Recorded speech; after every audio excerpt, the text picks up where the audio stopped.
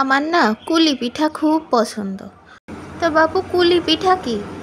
আরে কুলি পিঠা নারকেল দিয়ে ওই যে আটার দলার মধ্যে দিয়ে ভাজে, চাঁদ পানা দেখতি। আচ্ছা আমি বুঝিছি, ওইটা চন্দ্রপুলি ভাজা পুলি সেইটা কও। ওরে না রে, পুলি পিঠা না, কুলি পিঠা। আমরা কই কুলি পিঠা। ওরে না, তুমি ভুল জানো, এটা পুলি পিঠা। কুলি পিঠা আবার হয় নাকি? সে যাই হোক, যখন বুঝাতে পেরেছো কুলি আর পুলি একই জিনিস, তো বানাই দেবো, বানাতে দোষ কি? তো প্রথমে তো নারকেলের একটা গতি করলাম গরম পানির মধ্যে দিয়ে, তাড়াতাড়ি তুলে ফেললাম।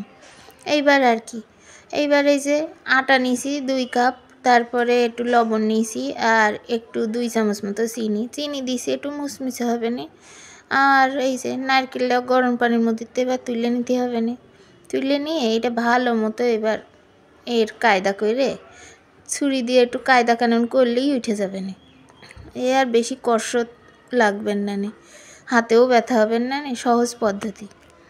তারপর নারকেল তোলা হয়ে গেলেই মনে করলাম যে একটু খোসাটাও ছাড়াইনি, কালো কালো পেছনে, তাও ছুরি দিয়ে একটু গুতোগুতি করলাম, একটু পিলার দিয়ে গুতোগুতি করলাম, তাও হইল না।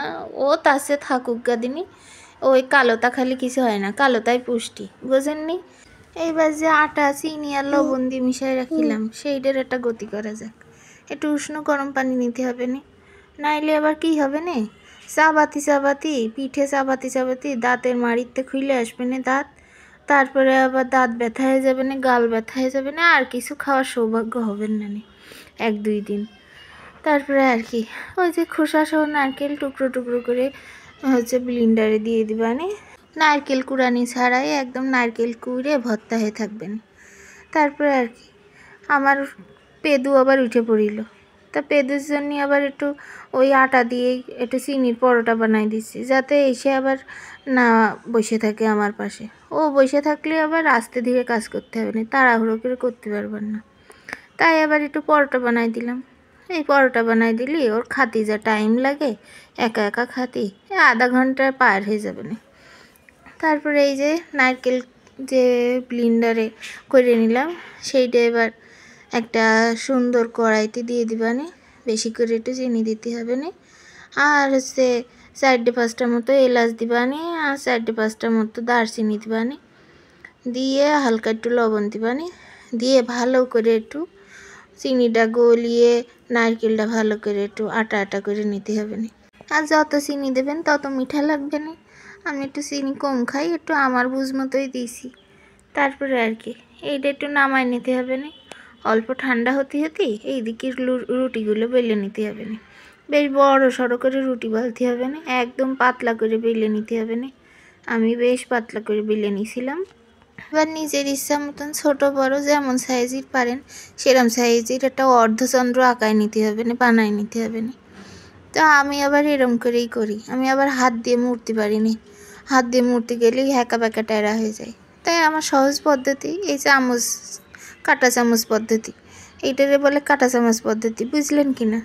একদম সহজভাবে হয়ে যাবে না, হাত দিয়ে মুড়াতে গেলে আমার মনে হয় কীরম যেন এবড়ো থেবড়ো পানা হয়ে যাবে না, দেখতে ভালো লাগবেন না, খাতেও ভালো লাগবেন না, দেখলেই আরও টেস্ট বেড়ে যায়। তো যাই হোক, কাঁটা চামচ পদ্ধতিতে বানানো শেষ। এই যে এতগুলো বানাইছি 2 ঘন্টা ধরে, আসছি সেই মাগরিবের আজানের আগে, আধা ঘন্টা আগে, আর এখন বাজে 8টা। আর এখনও এই যে এতগুলো নারকেলের পুর রয়েছে, এতগুলো আটা রয়েছে।